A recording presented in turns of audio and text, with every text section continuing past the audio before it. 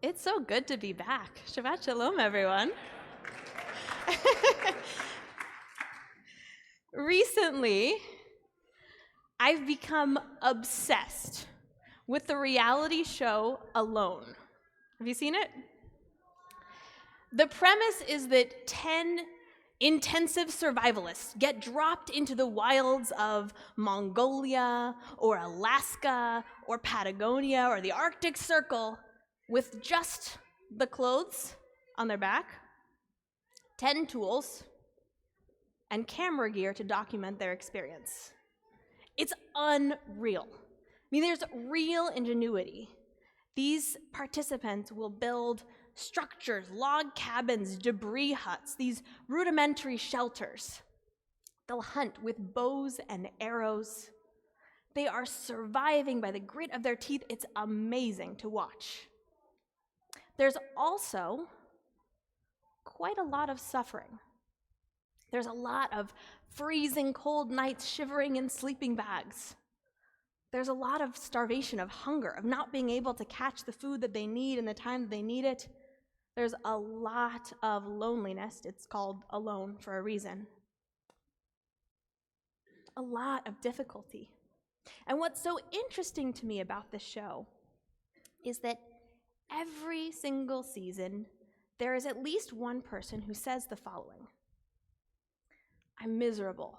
I'm so hungry. I'm so tired. I'm so over this. All I want to do is I want to go home. I want to sleep in a warm bed. I want to have a nice warm meal. I want to see my family.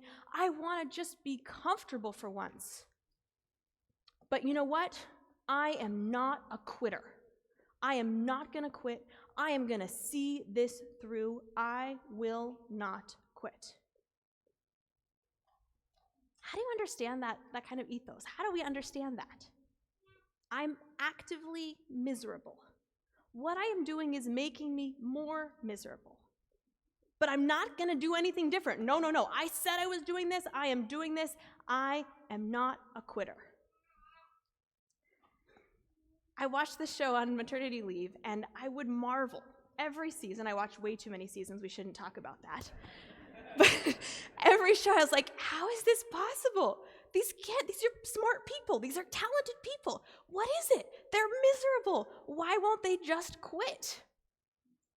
It was ironic, because if I was being honest with myself, I should have admitted that I could relate to them on a very deep level.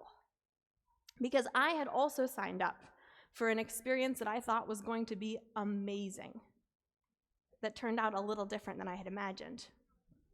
Before I left, I shared with many of you that I had always dreamed of having a home birth in honor of Labor Day. It felt appropriate. And I was so attached to this picture. I grew up, and my mom and my aunt would tell me all about their home births and how meaningful and how spiritual and how those birth experiences forged them into the mothers that they became. I read books. Immaculate deception was my stronghold. I researched. I was ready to go. We found an incredible team of midwives.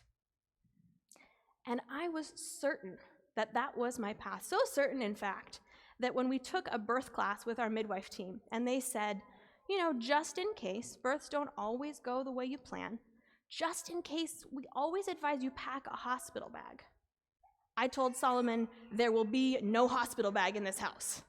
No hospital bag. I am not a quitter. We are not going to the hospital. Thanks for taking him out of the room.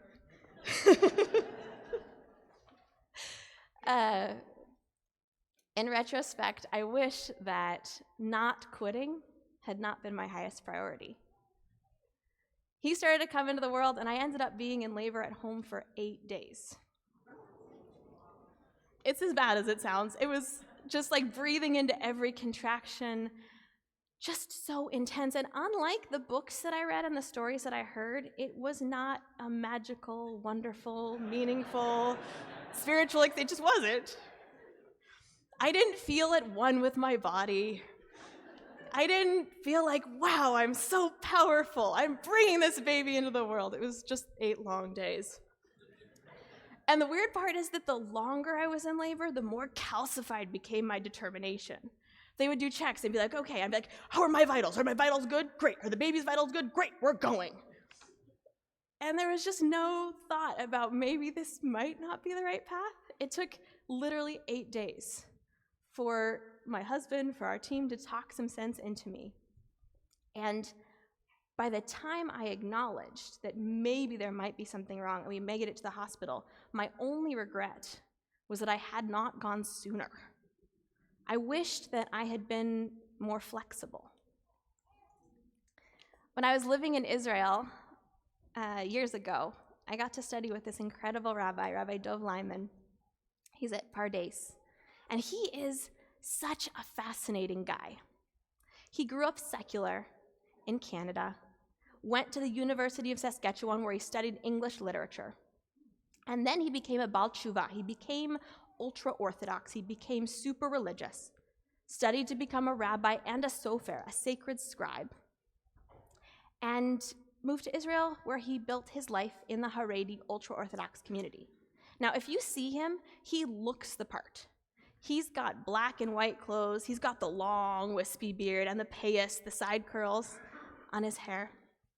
But when you get to know him, you find out that he is so interesting. Many Haredi, many ultra-Orthodox Jews pull away from the secular world.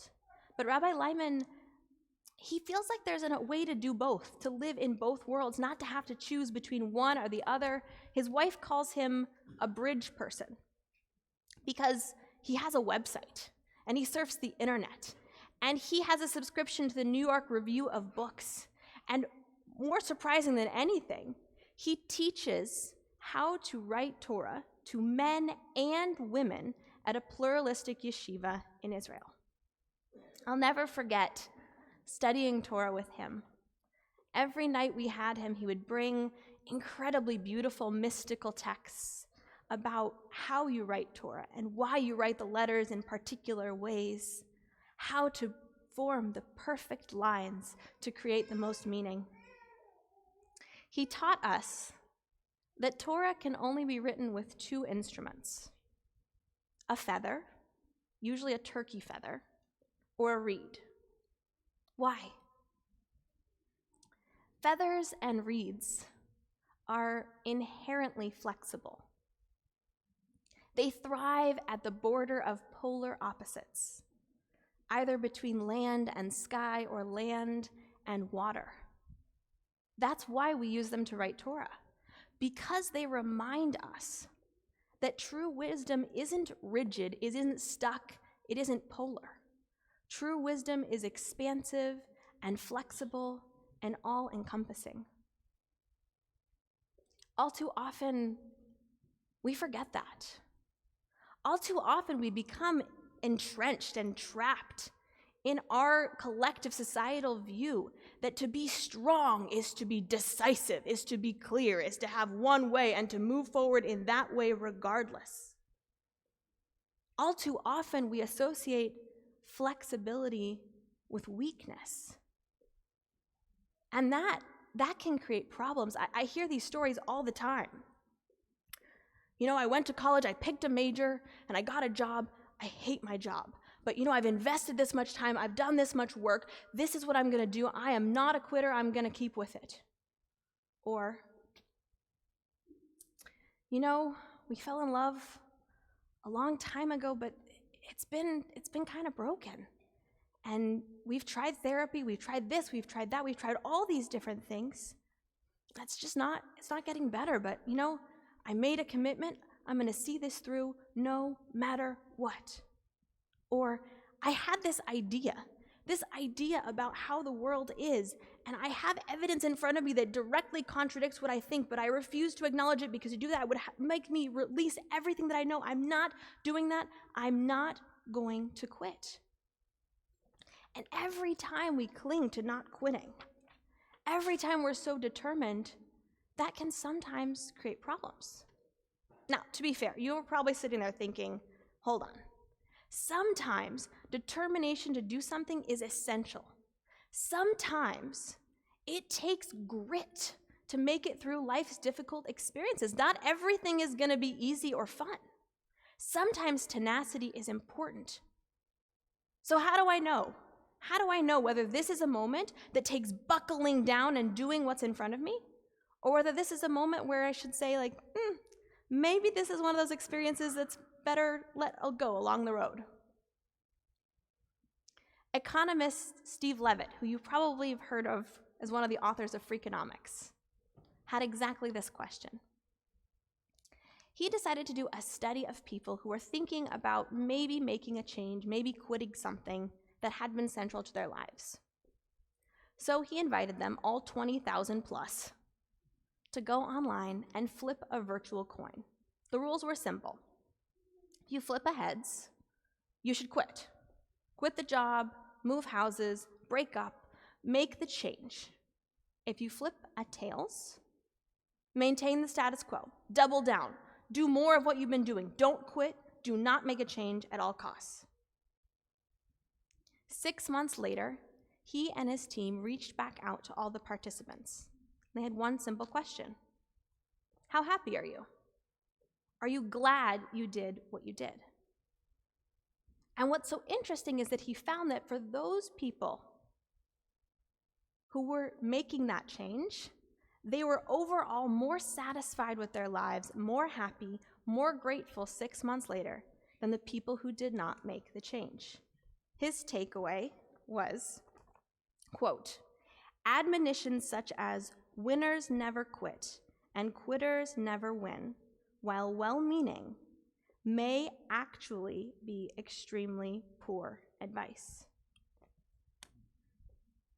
Okay, so quitting can be good, especially if you're thinking about it, but again, how do we evaluate whether or not this is a moment to double down or to quit? Here are 3 questions that might be helpful. 1, if I keep going, doing what I'm doing, is this situation likely to improve?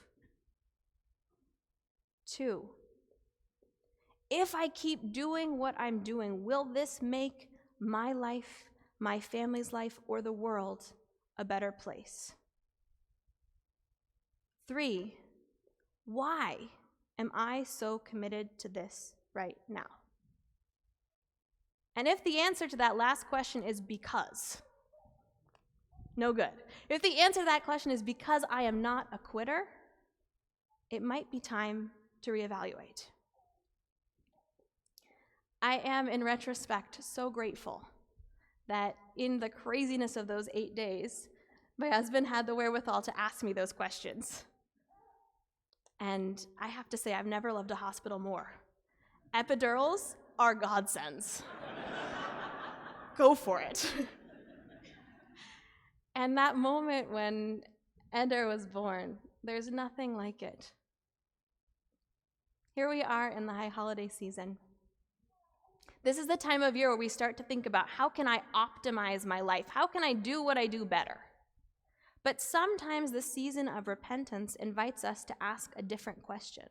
Not how can I do better, but what might I need to let go of to do this year better? Sometimes the answer isn't to not quit. Instead, it might be a better answer to quit sooner. Please rise, page 184.